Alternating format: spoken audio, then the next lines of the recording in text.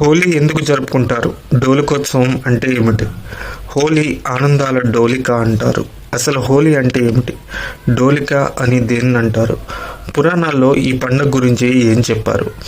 హోలీ వస్తుందంటే చాలు దేశమంతా పండగే. దీపావళి తర్వాత దేశంలో అత్యంత వేడుకగా జరుపుకునే పండుగల్లో ఇది ఒకటి. ఈ పండుగ సత్యయుగం నుంచి జరుపుకుంటున్నట్టు హిందూ పురాణాలు తెలుపుతున్నాయి. హోలీ అంటే అగ్ని లేదా అగ్నితో పునీతమైనదని అర్థం. హోలీని హోలికా పూర్ణిమగా కూడా వ్యవహరిస్తారు. ఏటా పాల్గొన మాసంలో పౌర్ణమి రోజున వచ్చే ఈ పండుగను హోలీ, కాముని పున్నమి, డోలికోత్సవం అని కూడా అంటారు. ఈ సందర్భంగా హోలీ పురాణాల్లో ఎలాంటి భిన్నమైన కథలు ప్రచారంలో ఉన్నాయనే ఆసక్తికర విషయాలను ఇప్పుడు తెలుసుకుందాం. రాక్షస రాజు హిరణ్యకశిపుడు కుమారుడు ప్రహ్లాదు నిత్యం విష్ణుమూర్తిని స్మరిస్తుంటాడు. అది హిరణ్యకశిపుడికి నచ్చదు. దీంతో ప్రహ్లాదుడిని మట్టు పెట్టాలని నిర్ణయించుకుంటాడు. దీంతో అతని రాక్షస సోదరి హోలికను పిలుస్తాడు. ఆమెకు ఉన్న శక్తితో ప్రహ్లాదుడిని మంటల్లో ఆహుతి చేయాలని ఆమెను కోరుతాడు.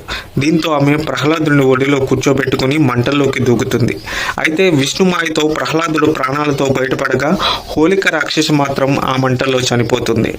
హోలిక దహనమైన రోజునే హోలీ అని పిలుస్తారనే ప్రచారం ఉంది. అందుకే కొన్ని ప్రాంతాల్లో రాత్రి వేళ హోలికా దహనం నిర్వహిస్తారు. వంగదేశంలో దీనిని డోలికోత్సవాన్ని జరుపుకుంటారు. ఆ రోజు శ్రీకృష్ణుడు గోపికలతో కలిసి బృందావనంలోని పువ్వులతో, రంగులతో ఈ ఉత్సవాన్ని జరుపుకున్నట్టుగా భావిస్తారు. ఇలా రంగులు, పూలు చల్లుకోవడం ద్వారా ప్రేమ, సౌభాగ్యాలు వెల్లివిరుస్తాయని నమ్ముతారు. కృతయుగంలో రఘునాథుడనే సూర్యవంశపు మహారాజు ఉండేవాడు. ఓ రోజు ప్రజలంతా వచ్చి హోలిక అనే రాక్షసి తమ పిల్లలను బాధిస్తోందని మొరపెట్టుకుంటారు.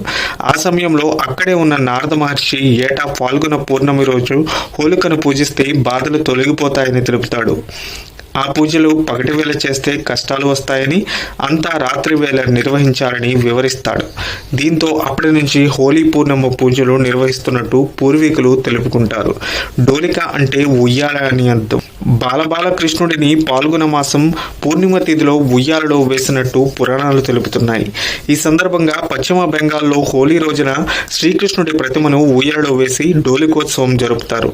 ఈ హోలీ రోజున శ్రీకృష్ణుడు రాధను ఉయ్యాలలో పెట్టి రంగులు పులిమినట్టు కూడా చెబుతుంటారు.